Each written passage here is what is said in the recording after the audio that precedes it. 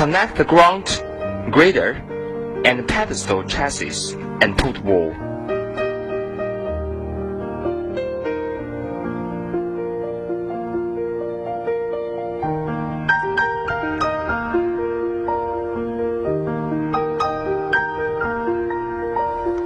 Both the side wall connection post and the side wall bearing post of glass wall and hard wall, and connect all the connection posts completely.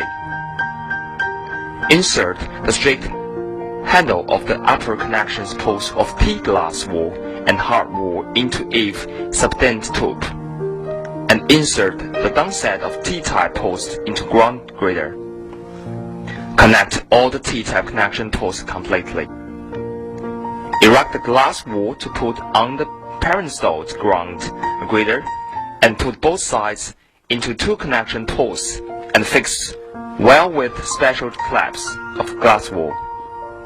Install door head plate on the upside of glass door, then put wedge into the internal side of connection post of the upside of glass door.